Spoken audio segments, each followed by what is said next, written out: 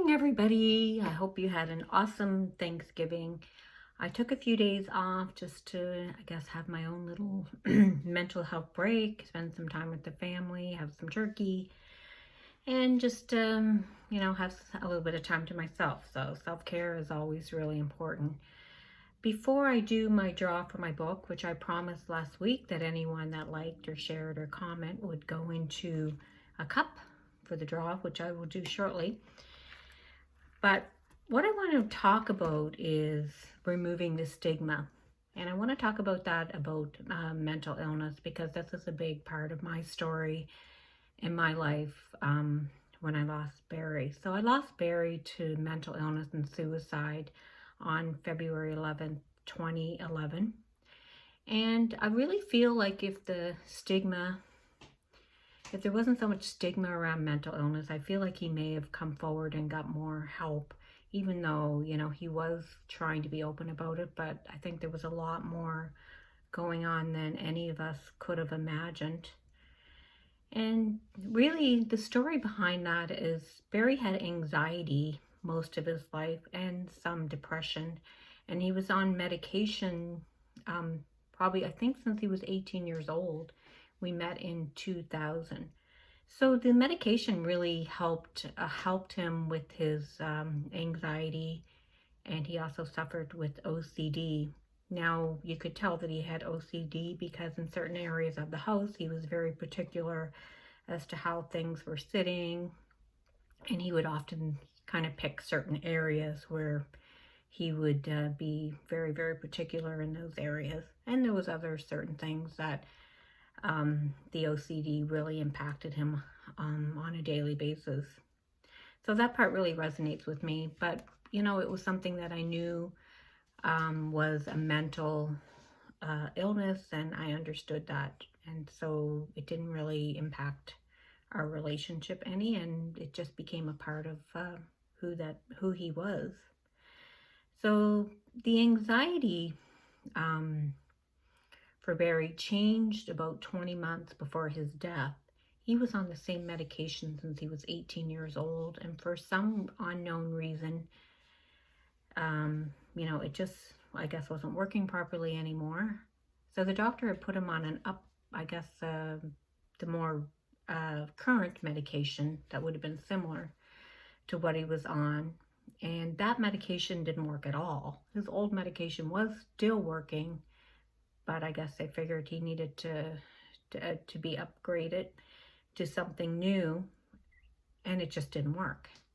It's 2 months later, it was like he was suffering with major anxiety and OCD and wasn't taking any medication. So, but he was taking medication. The doctor tried to put him back on his old medication, and that's for some reason, unknown reason, it would no longer work at all either. So it became I guess a thing with medication, trying to get him more stabilized and on the right medication. But through all of this, his life really became unmanageable, and that was the beginning of his major depression and major anxiety. So he tried everything to get well in those 18 months. This really, Barry's mental illness, just to be clear, had nothing to do with his life. It had nothing to do with what was going on in his life on the outside. We had a happy relationship. We had a beautiful home. We had great jobs. We made good money.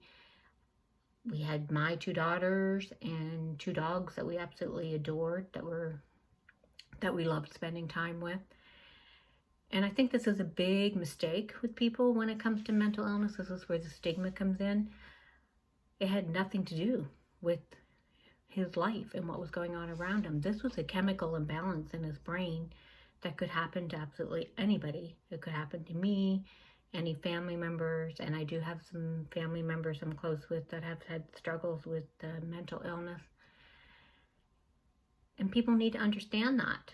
They really need to understand that this is, I felt judged at times. I really felt judged. I felt, people that didn't know us very well probably looked at me and thought, oh, she must have been a terrible spouse to live with. And, I felt that way at times, but I knew that that wasn't true. But it really did anger me to think that anyone, you know, thinks that way. And I know people still think that way. Now, Barry tried everything to get better. He had a regular psychiatrist, psychologist. He did hypnosis, acupuncture, everything. He felt like he ran out of hope and he ran out of options.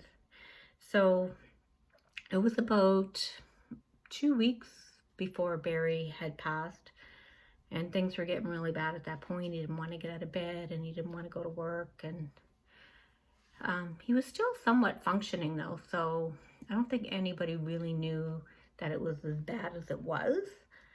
I was more concerned at the time that he felt so sad, and I didn't want him to feel so sad.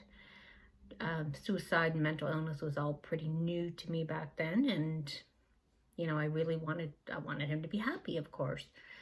So I talked him into going to the emergency. He did at this point tell me he was having suicidal thoughts, and this was the first time I had heard of it. But he also said that people that are depressed don't always kill themselves, and he had no intentions of killing himself, and he promised me that he wouldn't do that, and I believed him.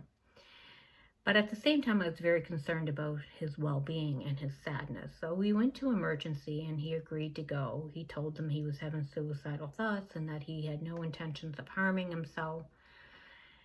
But I talked him into staying overnight. His psychiatrist, who worked at the hospital at the time, was on duty the next morning. So I thought it would be a good opportunity to get in to see her.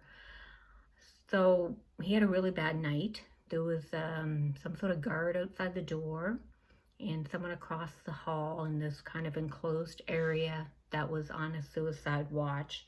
But the guard was still kind of outside Barry's door too, even though he wasn't on that type of watch, but it gave that feeling that he was. They didn't want to give him a blanket or anything because they thought he might hurt himself with the blanket. The room was very cold and unwelcoming. It was a really horrible experience for him, and I felt really bad leaving him there that night. I did get up early the next morning and came back over and met with him and his psychiatrist, and she really didn't seem to be all that concerned for him because he was saying he wasn't going to hurt himself.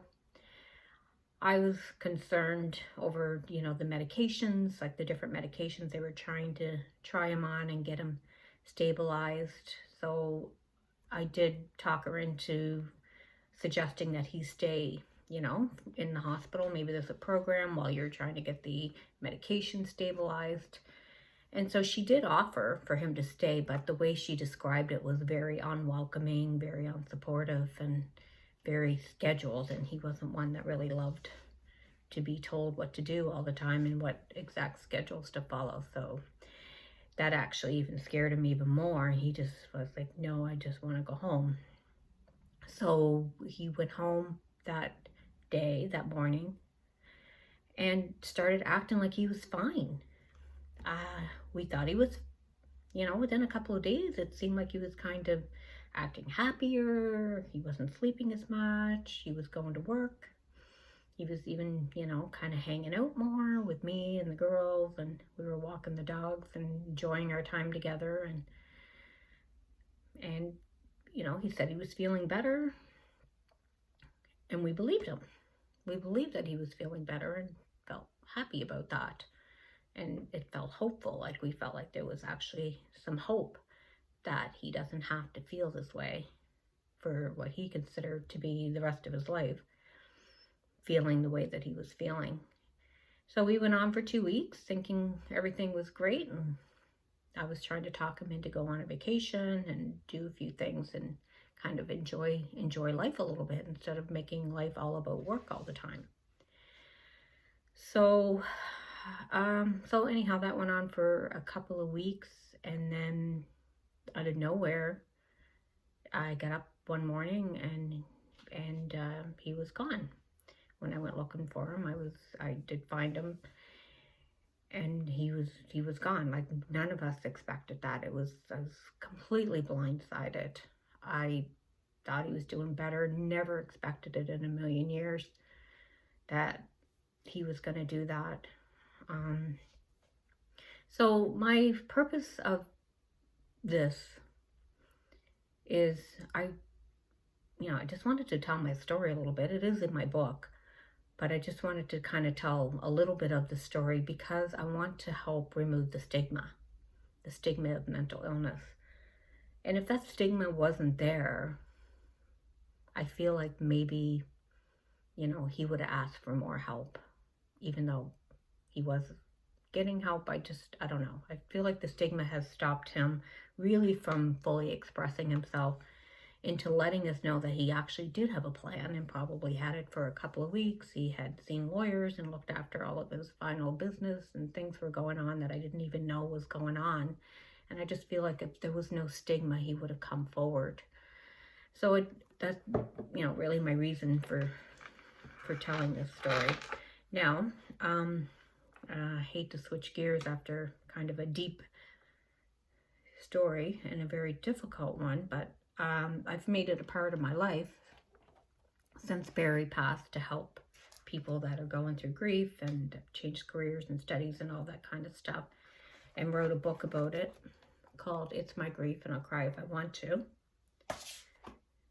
And as promised on my Facebook page, Grief Relief Linda Marshall, I was doing a book job for my last video. So I'll do that quickly.